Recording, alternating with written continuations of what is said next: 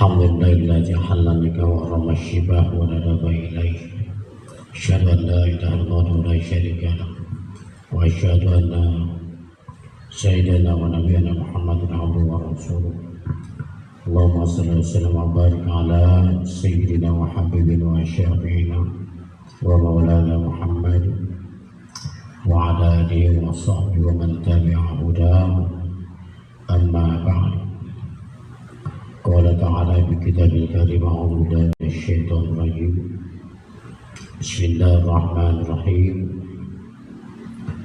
وأيها الأيام منكم والصالحين من عبادكم وإمائكم إن يكونوا فقراء يغنيهم الله من فضله والله واسع عليم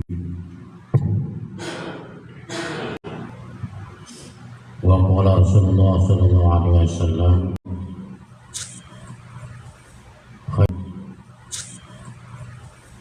خير النساء امرأة إذا نظرت إليها سرتك وإذا أمرت أطعتك وإذا غبت حفظتك بمالها ونفسها. Pertama-tama yang kami hormati Kepala KUA Kecamatan Babakan Madang beserta staf dan jajarannya, juga yang kami hormati para rekan-rekan penyuluh Kecamatan Babakan Madang, juga yang kami banggakan seluruh calon pengantin baik laki-laki maupun wanita yang alhamdulillah kita mengucapkan syukur kepada Allah Subhanahu wa taala atas segala limpahan rahmat, qudrat dan iradatnya serta inayahnya. Kita ditakdirkan Allah berada di tempat yang mulia ini, di musola kantor Kecamatan Babakan Madang dalam rangka menghadiri undangan KUA. Ini yang hadir di sini diundang semua kan? Diundang semua kan? Takutnya datang tanpa diundang, pulang tanpa diantar. Enggak ya? Kalau itu apa namanya? Datang tanpa diundang, ya dia langkung semuanya. Ya semua diundang ya.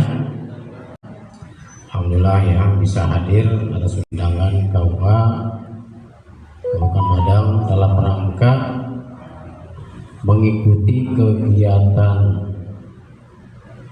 bimbingan pranikah dan keluarga, bimbingan persiapan pranikah dan keluarga, di mana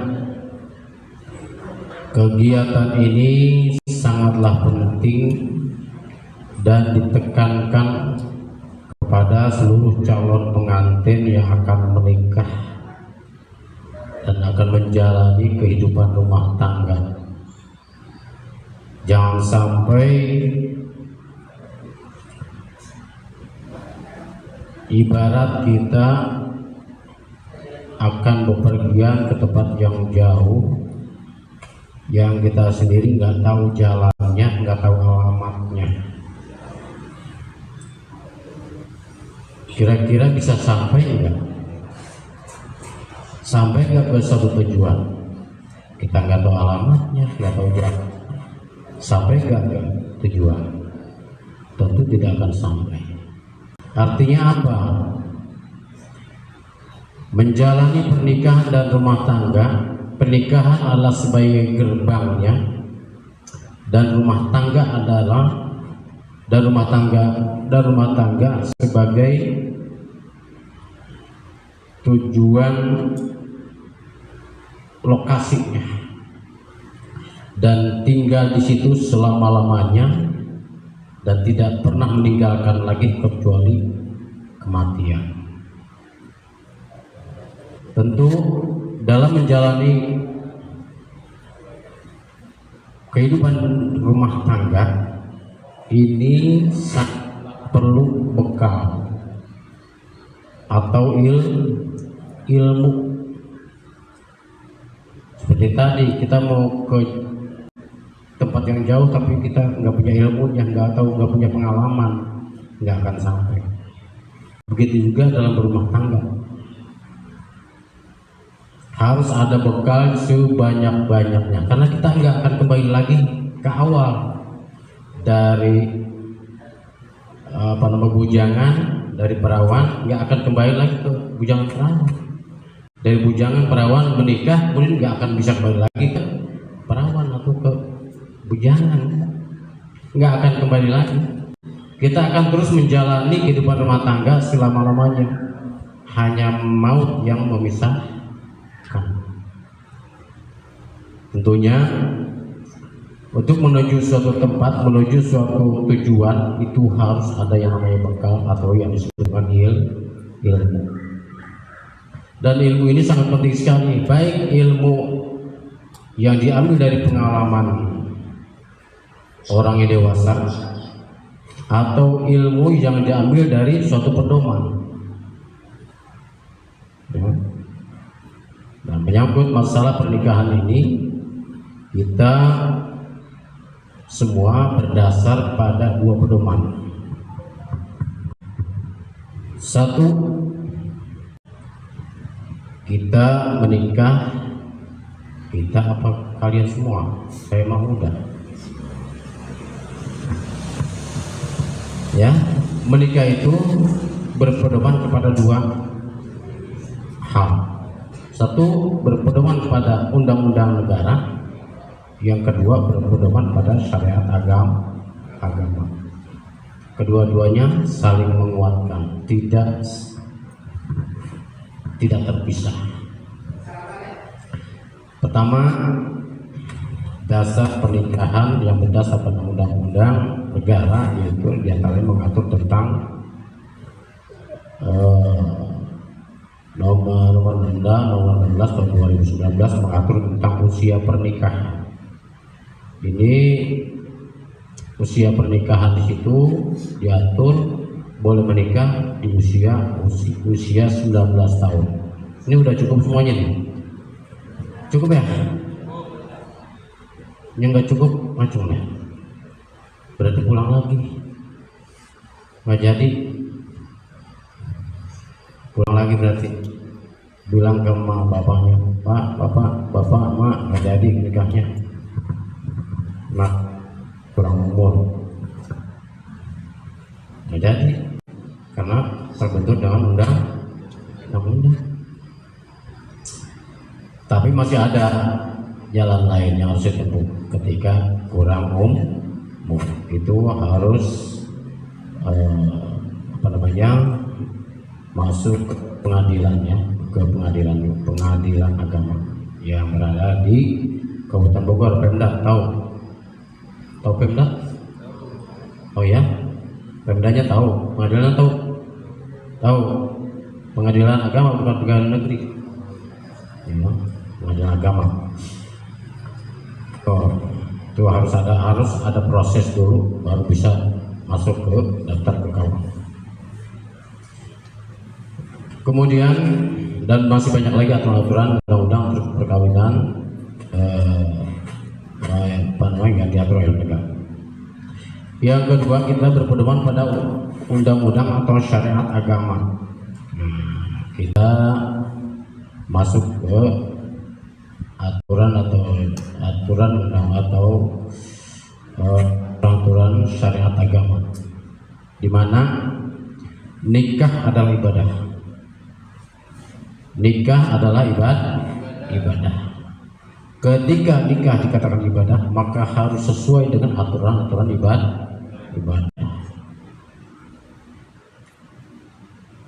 Begitu juga yang kita tahu, yang sudah kita laksanakan, kewajiban kita diantaranya adalah sholat. Sholat adalah ibadah. Yang dikatakan ibadah di situ ada yang namanya syarat, ada yang namanya rukun. Ya. Memasuki tentang pengertian nikah. Apa sih nikah?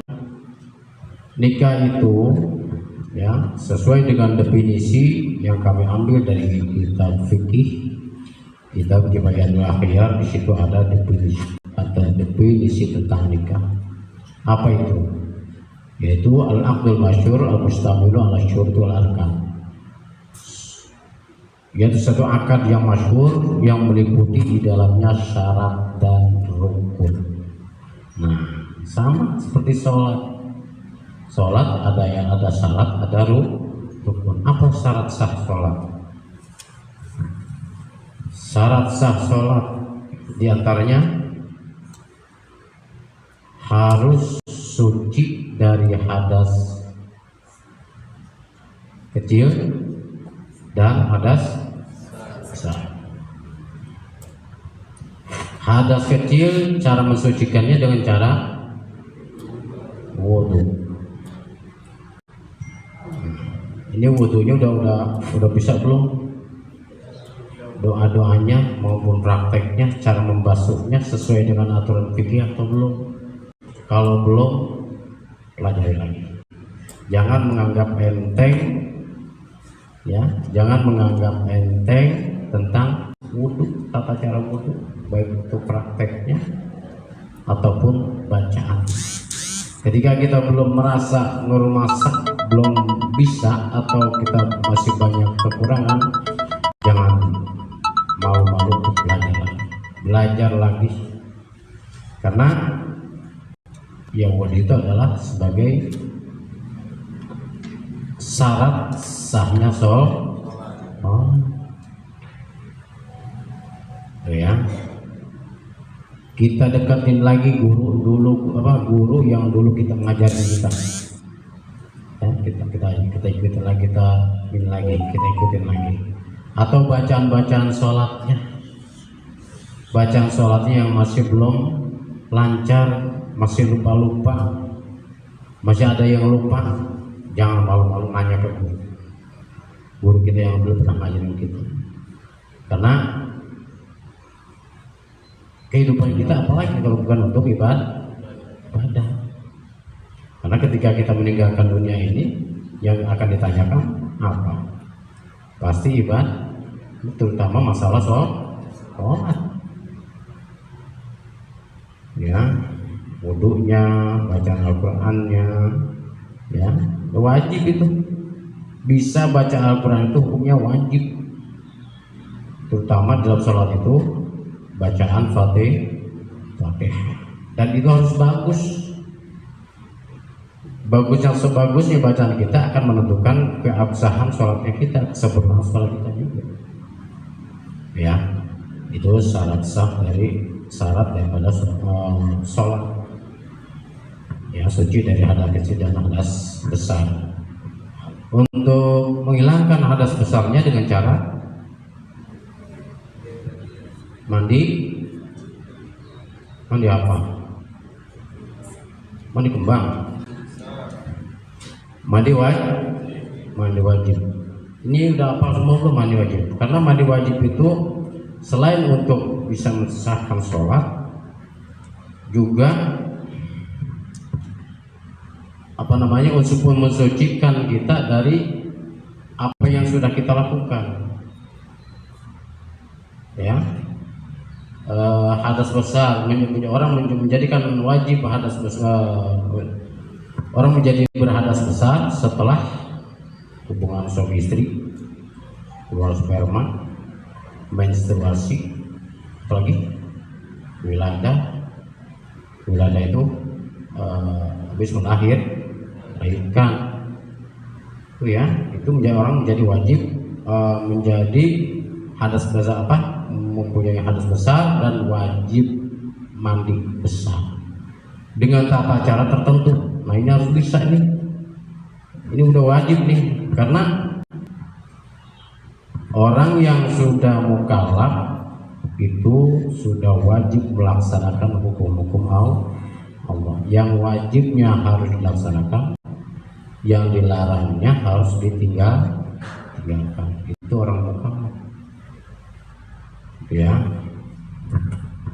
Kemudian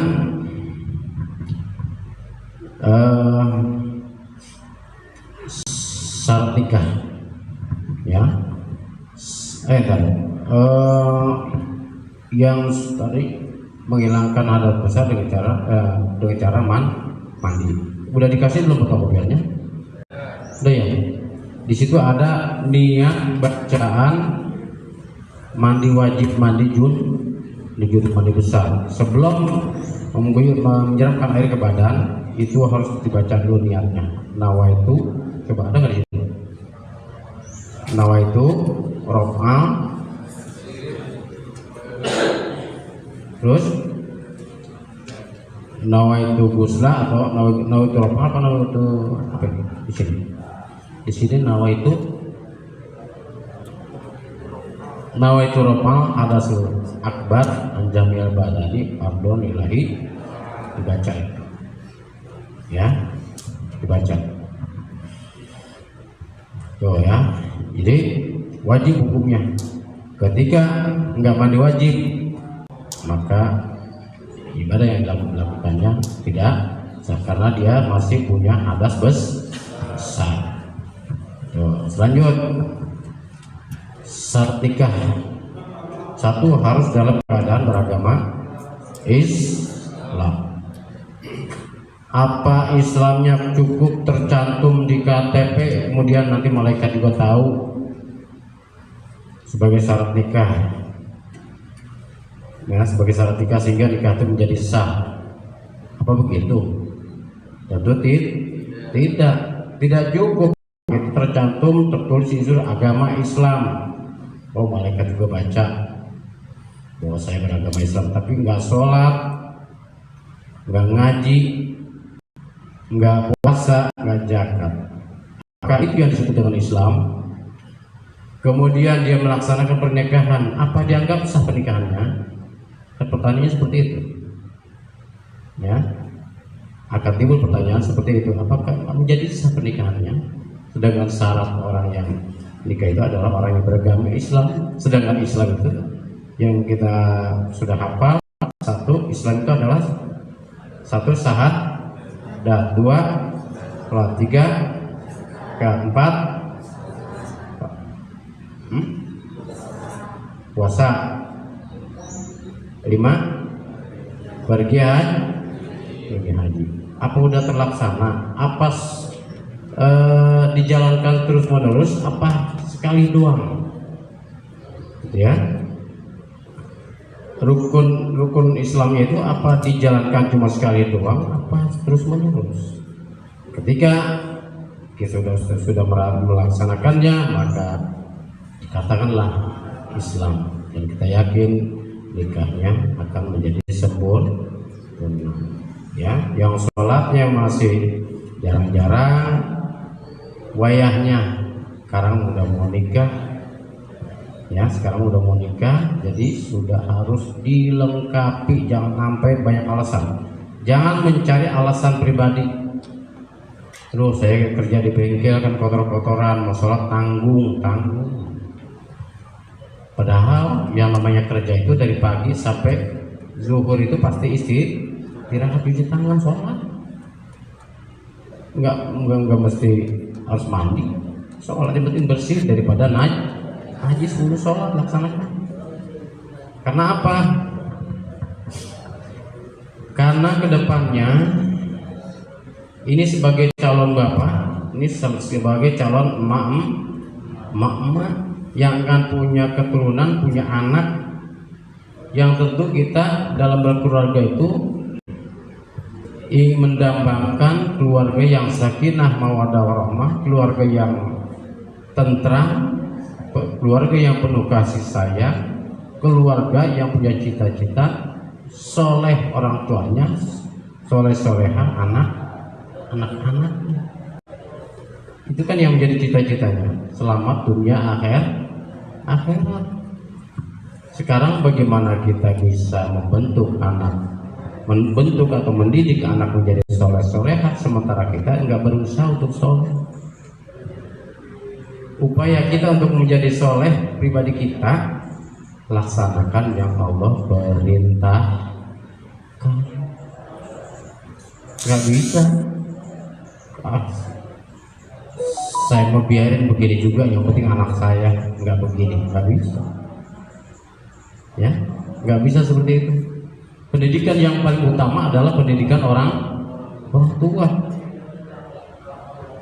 Itu.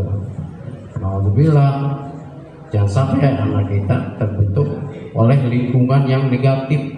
Udah mah kita nggak bisa mendidik, dilepas di lingkungan yang negatif, terbentuklah anak yang tidak soleh solehah. Kerugiannya apa anak yang soleh, yang tidak soleh, tidak soleh solehah? Sangat banyak sekali. Tentunya ketika kita memiliki anak yang soleh solehah adalah dambaan kita sebagai orang tua, keluarga, dambaan masyarakat, dan dambaan masyarakat, bangsa dan negara. Orang yang soleh solehah menguntungkan, ya, menguntungkan. Karena apa menguntungkannya? Orang yang soleh soleh itu sangat bermanfaat buat masyarakat, bangsa dan negara. Dari ilmu yang dia curahkan untuk masyarakat, untuk dirinya dan keluarga dan masyarakat, bermanfaat. Tapi orang yang tidak soleh sangat-sangat menyusahkan, terutama orang tua. Ya, anak itu banyak kasus, dipanggil polisi, dicek polisi, dibenci masyarakat, di masyarakat juga dianggap sampah masyarakat karena ya bikin gaduh dan lain sebagainya, bikin keributan. Ya nggak enak. Ya, anak yang berbuat, kita yang kena masalahnya. Itu ya. Jadi cita-cita kita adalah memiliki keluarga yang sakinah mawaddah warahmah, anak solehah, itu sebagai cita-cita atau dambaan kita ke depannya. Tapi jangan lupa kita bentuk diri kita dulu. Bentuk diri kita dulu. Sholatnya yang kurang bagus, sholat yang masih jarang-jarang, lengkapi. Sholatnya yang masih belum sempurna, masih sendiri di rumah, lengkapi dengan disempurnakan dengan cara berjamaah. Berjamaah biasa di mana? Di masjid atau musola, ya. Kemudian ya, jangan lupa belajar terus. Di rumah ada majelis taklim, bapak-bapak gabung sekarang, jangan gengsi, ya, jangan gengsi, gabung. Begitu juga perempuan, di rumah banyak majelis taklim di rumah, gabung sekarang. Kita simak, kita ambil ilmunya, syukur-syukur bisa dipakai hari itu, kalau tidak mungkin untuk bekal kita nanti ke depan. Siapa ini ngaji ya? Ngaji ya? Yang hukum-hukum dalam kehidupan, hukum syariat dalam kehidupan yang belum paham, ini wayahnya harus banyak ngaji, tuh ya. Nah kemudian yang kedua diantaranya syarat yang diberikan adalah balik bagi laki-laki dan perempuan mencapai usia 15 tahun.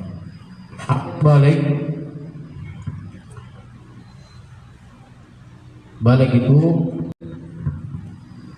sama dengan dikatakan tadi orang yang mukallaf dengan batasan berbeda-beda. Laki-laki juga bisa berbeda-beda dengan ciri-ciri adalah mimpi basah atau keluar sperma. Itu adalah batasan dia menjadi orang yang mukallaf, orang yang sudah wajib melaksanakan hukum Allah. Kemudian kewajiban bagi yang orang yang sudah balik, orang mukallaf adalah menutup aurat. Ya, menutup aurat. Aurat laki-laki batasannya dari mana ke mana? Dari pusat sampai lutut, pas gitu. Ya, di atas pusat, di bawah lutut. Ini laki-laki kalau kemana-mana jangan sampai pakai celana pendek, udah tahu hukum sekarang. Itu haram ya, nggak boleh. Jangan mengumpulkan dosa dengan perbuatan yang nggak kerasa. Ya, jangan mengumpulkan apa namanya, dosa dengan perbuatan yang tidak tersah. Dari atas pusat sampai bawah lutut. Ketika laki-laki sholat pakai handuk di atas pusat, di bawah lutut, Allahu Akbar, sah nggak sholatnya? Hah? Sholatnya sah nggak? Sah. Kenapa tuh? Karena menutup aurat. Nah, bagi perempuan, ciri baliknya adalah menstruasi. Menstruasi itu buat perempuan ya, laki-laki nggak ada. Menstruasi bisa usia 8 tahun sampai 15 tahun.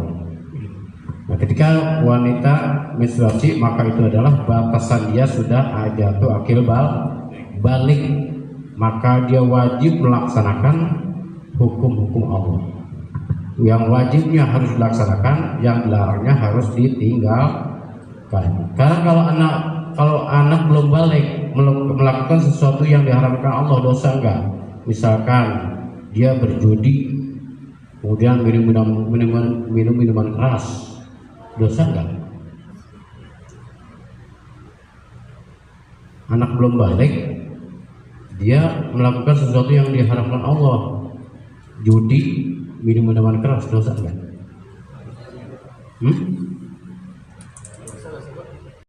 Kenapa? Enggak tahu. Nah ini ya. Nah pentingnya nanti di Maistalim, di lingkungan masing-masing, pentingnya berpikir tentang hukum fikih. Itu namanya hukum fikih itu. Kayak gitu. Jadi kita tahu tentang hukum Islam itu kayak seperti itu. Ya. Jadi buat anak yang belum balik melakukan sesuatu yang dilarang Allah tidak dosa. Yang dosa itu orang yang melihatnya, orang dewasa melihatnya kemudian membiarkannya, terutama orang tuanya. Tuh. Ini perempuan. Kemudian tadi terkait dengan balik, batasnya adalah menstruasi. Menstruasi paling lama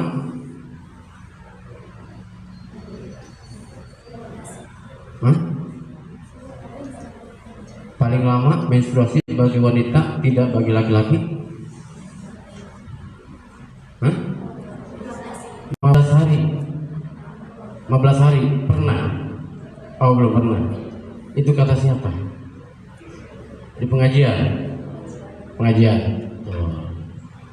Ya, itu di pengajian kayak gitu dibahas. Batasan menstruasi bagi wanita adalah 15 hari. Kalau 16 hari gimana, atau 17 hari masih keluar darah, apakah itu disebut men? Laki-laki ada yang tahu? 16 hari, 17 hari, apa itu dikatakan men? Ini laki-laki harus tahu tentang kewanitaan, begitu juga wanita harus tahu tentang laki-laki. Jadi nanti ketika keluarga sudah berkeluarga, sudah saling memaklumi tentang hukum itu. Tuh ya. Apa tadi saya tanya? 17 hari, 16 hari, apa itu men? Ini nggak ada yang tahu? Laki-laki nggak ada yang tahu? Allahu Akbar, berarti ketahuan tarang ngaji. Itu pentingnya ngaji itu. Pentingnya ngaji itu seperti itu. Jadi nanti kedepannya kita tahu kapan kita, ya, sikap kita terhadap anak kita nanti ke depan. Kapan kita harus mengajak anak untuk melaksanakan kewajibannya, melaksanakan sholat misalkan. Kapan kita harus menegaskan. Beda nggak menganjurkan dengan menegaskan. Kalau menegaskan sudah keras, ya. Kalau menegaskan sifatnya sudah keras. Kalau menganjurkan itu mengajak, dia mau ikut, mau gak, mau terserah. Ini untuk mengetahui itu. Untuk mengetahui batasan cara mendidik kita kepada anak kita nanti, kapan kita harus mengajak atau mengajukan anak untuk melaksanakan sholat misalkan, kapan kita harus menegaskan. Itu batasannya tadi. Batasannya adalah usia balik. Jadi gini, nah, Di dalam fikih itu kayak gitu dibahas di pengajian-pengajian. Batasan balik bukan batasan menstruasi adalah paling lama 15 hari. Ketika lebih dari 15 hari atau 16 hari, 17 hari itu bukan darah men namanya. Namanya darah istihadah, darah penyakit. Ya. Nah, kalau lebih dari 15 hari, 16 hari, 17 hari itu mah harus segera dibawa ke bengkel, ke toko magic ya. Bawa ke dokter periksa, berarti itu sudah bukan lagi menstruasi tapi darah penyakit istihadah. Paham ya kawan ya? Nanti untuk lebih banyak laginya ngaji di rumah. Kita udah kumpul dengan pengajian mah udah dengerin aja. Ya, super manfaat saja hari itu. Ya. Paling lama 15 hari, paling sedikit 1 hari atau 1 tetes. Ya. Ya. Karena waktu sedikit, ya jadi saya pesan aja di rumahnya, di masing-masing majelis taklim ikut ngaji, terutama ngaji-ngaji yang terkait dengan hukum Islam. Ya. Laki-laki juga gitu ngaji ya. Kalau misalkan dekat pondok, rumahnya di pondok ada pondok, majelis taklim ikut ngaji supaya kita bisa menjalani tentang kehidupan bagaimana pernikahan yang sempurna dan berbuah hukum dalam keluarga, hukum dalam kehidupan. Ya, itu aja mungkin yang dapat kami sampaikan karena terbatas waktu. Kami kurang lebihnya mohon maaf dan mengucapkan terima kasih kepada wawancara. Wassalamualaikum warahmatullahi wabarakatuh. Alhamdulillahirabbil alamin. Acara dari awal sampai akhir sudah berjalan dengan baik, dari mulai pemeriksaan berkas sampai bimbingan pernikahan. Dan yang ada PR